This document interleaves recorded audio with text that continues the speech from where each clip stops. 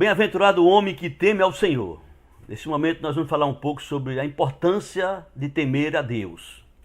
No livro dos Salmos, em especial o Salmo 128, nos mostra o seguinte: Bem-aventurado aquele que teme ao Senhor e anda nos seus caminhos. Do trabalho de tuas mãos comerás. Feliz serás e tudo te irá bem. Tua esposa no interior de tua casa será como a videira frutífera. Teus filhos como rebentos da oliveira, a roda da tua mesa. Eis como será abençoado o homem que teme ao Senhor. O Senhor te abençoe desde Sião, para que vejas a prosperidade de Jerusalém durante os dias de tua vida, e veja os filhos de teus filhos, paz sobre Israel. Eis como será abençoado o homem que teme ao Senhor. Aleluia! Glórias ao nome do Senhor Jesus. O que é temer a Deus? Bom, primeiro eu quero mostrar para vocês e dizer o que não é temer a Deus. Temer não é ter medo. Tem pessoas que têm medo. Eu quero te dizer que Deus é amor. 1 João capítulo 4, versículo 8 nos revela que Deus é amor. E também o apóstolo João nos diz na primeira carta, no capítulo 4, no versículo 18, que aquele que tem medo, esse não é aperfeiçoado no amor. Portanto, Deus é amor. Temer não é ter medo de Deus. Temer significa reverência, respeito, obediência. É isso que significa temer. Portanto, há uma grande diferença entre temer e ter medo. Os homens têm medo de muitas coisas. O medo faz parte da vida do ser humano. E por falar em medo, Jesus fez uma comparação, mostrando aos homens quem é que eles deveriam temer.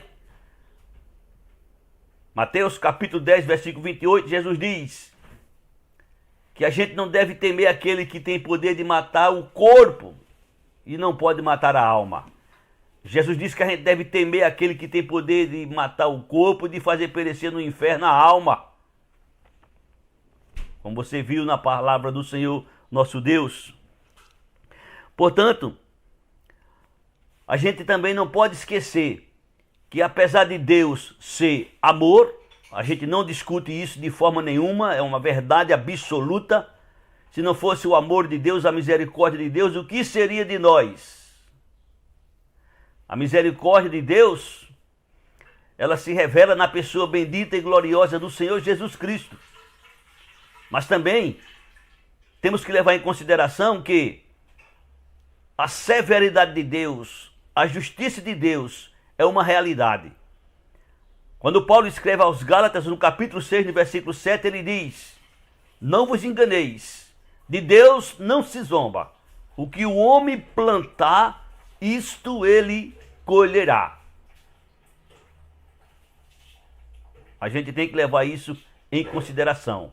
Louvado seja o nome do Senhor Jesus. Portanto, você também precisa entender que quem cria estabelece regras. Deus é o nosso Criador. E Ele, como Criador, Ele estabeleceu regras, princípios para a criatura observar, para a criatura obedecer. Portanto,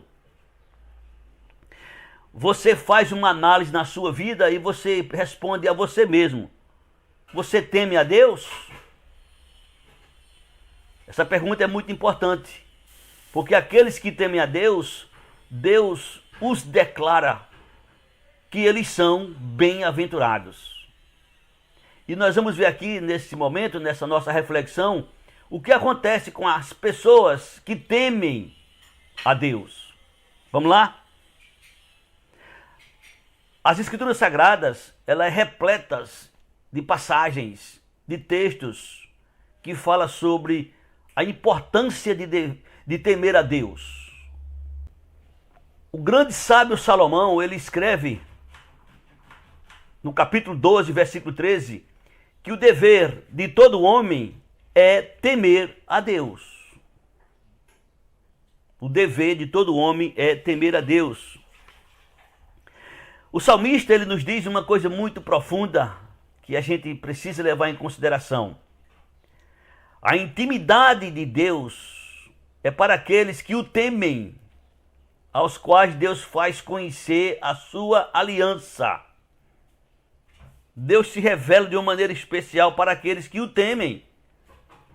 Livro dos Salmos, capítulo 25, versículo 14. Já pensou que revelação profunda da parte de Deus para nós seres humanos? Salomão também diz que o princípio da sabedoria é o temor a Deus.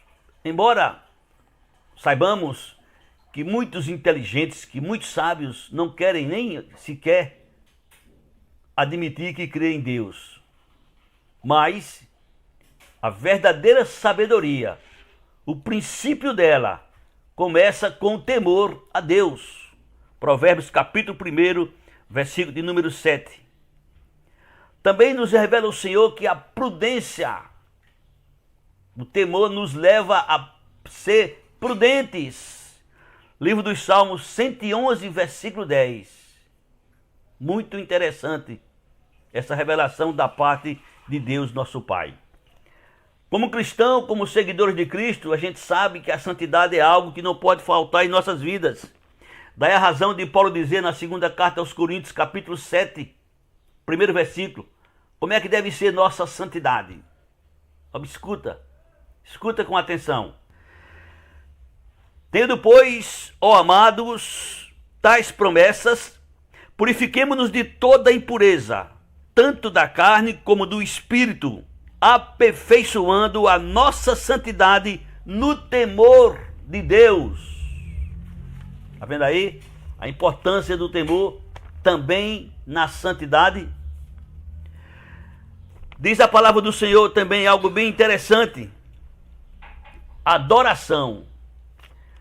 Você sabe que Jesus disse em certa ocasião que Deus procura os verdadeiros adoradores, aqueles que o adoram em espírito e em verdade. João capítulo 4, 23 e 24. Jesus revela sobre esta importância de Deus estar procurando os verdadeiros adoradores. Como é que nós adoramos a Deus? De que maneira adoramos a Deus? Sabemos que a criatura, na sua maioria, adora a Deus. A prova é tanto que existem centenas, milhares de religiões. Todas elas adorando a Deus. Como deve ser nossa adoração? De que maneira Deus se agrada da nossa adoração?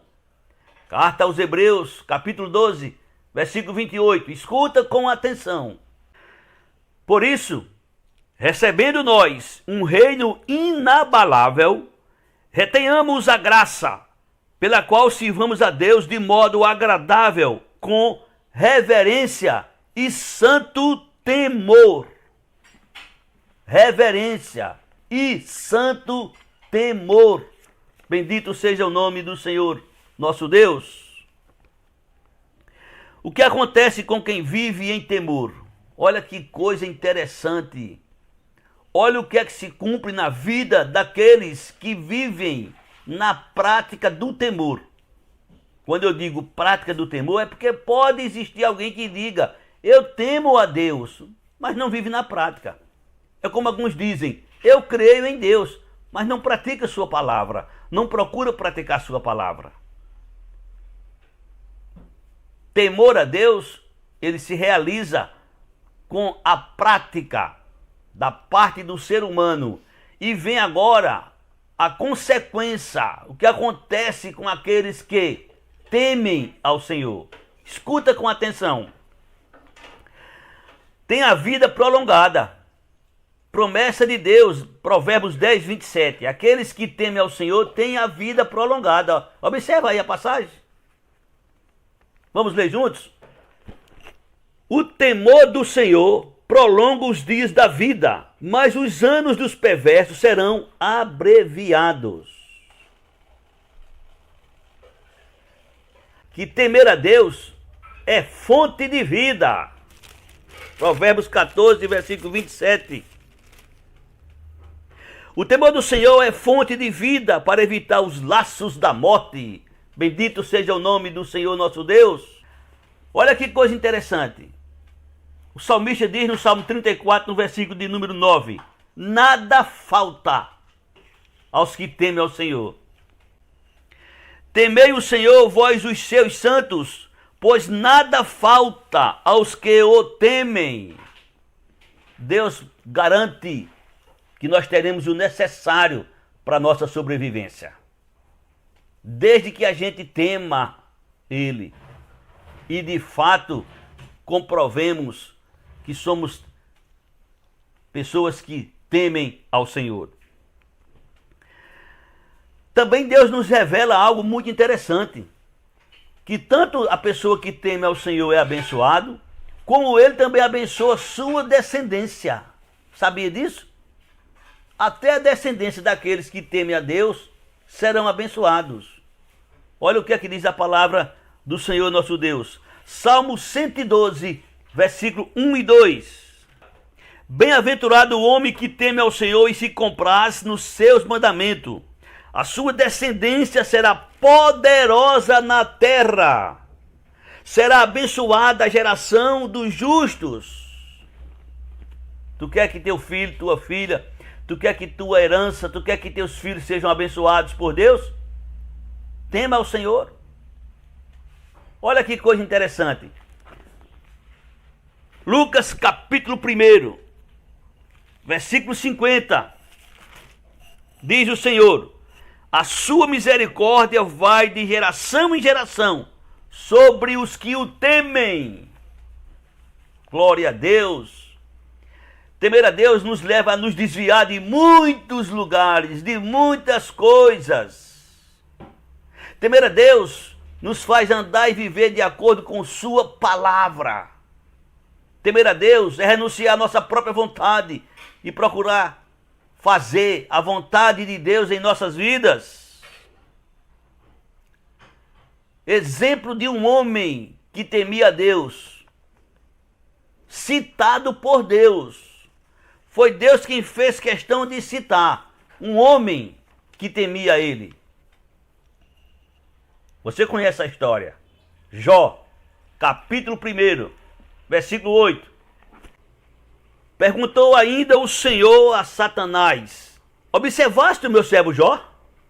Porque ninguém há na terra semelhante a ele, homem íntegro e reto, temente a Deus e que se desvia do mal. Homem íntegro, reto, temente a Deus e que se desvia do mal. Jó era íntegro, Jó era reto, Jó se desviava do mal. Sabe por quê? Porque temia a Deus. Você conhece a história de José? Claro, talvez não conheça tudo, mas eu vou te falar uma passagem. Quando a esposa de Potifar investe em cima de José, o que é que ele diz? Ele responde para ela: pecaria eu contra meu Deus, cometendo tal pecado? Por quê? Porque ele temia a Deus. Temer a Deus é muito importante na vida do ser humano. Todos nós que somos cristãos gostamos de trabalhar na obra do Senhor.